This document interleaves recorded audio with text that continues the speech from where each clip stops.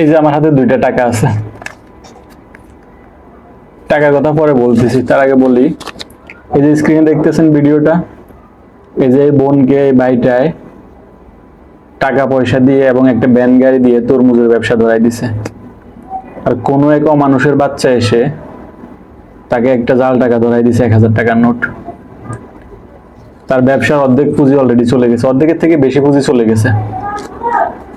আসলে আমরা মানুষ হবো কবে? আসলে আপনি হয়তো তাকে 1000 টাকা দিতে গিয়ে আপনি হয়তো 200-300 টাকা আপনার লাভ হয়েছে, এর বেশি কিন্তু লাভ হয় নাই।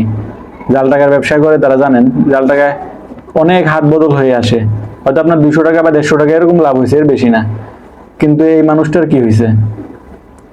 3-4 দিনের লাভ চলে গেছে, তার আরো বেশিও হবে। এই জাল টাকা যারা চিনেন না তাদেরকে বলবো, এই যে আমার হাতে 2টা টাকা আছে, এগুলো জাল টাকা না আসল টাকা অনেকেই বুঝবেন না হাতে দিলে, কারণ টাকাগুলো একদম নতুন টাকা। তাই আমি বলবো জাল টাকা যারা চিনেন না আপনারা, তারা অন্তত পক্ষে এই যে ঈদের আর কয়েকদিন যা বাকি আছে, আর 1-2 দিন যাই বাকি আছে, এবং ঈদের পরে আরো 15-20 দিন পর্যন্ত এই জাল টাকা বেশি ছড়াছড়ি হবে। এই কয়েকদিন আপনারা কি করবেন? নতুন কোনো টাকা নেবেন না। নতুন টাকা যদি কেউ আপনাদেরকে দেয়, 1000 টাকার নোট বা 500 টাকার নোট যদি কেউ দেয়, বলবেন যে আমার কাছে ভাঙতি নেই। আর যারা জাল টাকা বেশিরভাগ চালাতে চেষ্টা করে, তারা দেখবেন যে 1000 টাকা দিলে আপনাকে হয়তো 50 টাকা কিংবা 100 টাকা খরচ করবে, এর বেশি খরচ করবে না। কারণ একটা টাকা থেকে তার লাভই হবে হচ্ছে 150-200 টাকা। এর বেশি খরচ করে সে নিজের পুঁজি নষ্ট করবে না। জাল টাকা যারা ব্যবসা করে তাদের একটা পুঁজি আছে, অবৈধ পুঁজি, সে তার পুঁজি নষ্ট করবে না বেশি খরচ করে। সে হয়তো 100 টাকা খরচ করবে বা 50 টাকা খরচ করবে বা 150 টাকা খরচ করবে, এর মধ্যেই খরচ করবে। এর মধ্যে যারা আপনাদের কাছে এসে খরচ করবে তাদের কাছ থেকে 1000 টাকা নেবেন না। আমার মধ্যে সবচাইতে বেটার হয় 1000 টাকার কোনো নতুন নোট আপাতত না নেওয়া ভালো।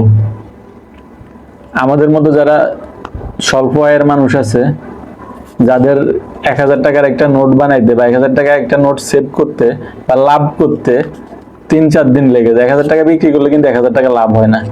1000 টাকা যদি কেউ বিক্রি করতে পারে, তার লাভ হয় হয়তো 200-300 টাকা। তো 1000 টাকা লাভ করতে অনেকের 3 দিন, 4 দিন, 2 দিন, যার যাই লাগুক, প্রত্যেকের ইনকাম অনুযায়ী এটার ব্যাপার। তো আমি বলবো 1000 টাকার এই নোটগুলো নেবেন না আপনারা এই কয়েকদিন। এই 100-150 টাকা খরচ করে যদি আপনাকে 1000 টাকার একটা নোট দেয়, বলবেন আমার কাছে ভাঙতি নেই। ভাঙতি থাকলে দেন, বা ভাঙতি থাকলে আমার থেকে এই সেবাটা নেন অথবা এই পণ্যটা নেন। আর ভাঙতি যদি না থাকে তাহলে আমি ভাঙতি দিতে পারবো না, আপনি অন্যখানে চলে যান। আপনি হয়তো 100-150 টাকা বেচলে আপনার এখানে হয়তো 30-40 টাকা বা 20 টাকা এরকম লাভ হবে। এই 20-30 টাকা লাভ করতে গিয়ে আপনি 1000 টাকায় লস দিয়ে ফেলতেছেন, এবং আপনার থেকে যে প্রোডাক্টটা বা যে সেবাটা নিয়ে গেছে সেটা তো একদম বৃথাই গেল। তাই যারা জাল টাকা এবং অরিজিনাল টাকার পার্থক্য বুঝেন না বা চিনেন না, তাদেরকে বলবো এই কয়দিন টাকা নেবেন না, নতুন টাকা। সবাই ভালো থাকবেন। আসসালামু আলাইকুম।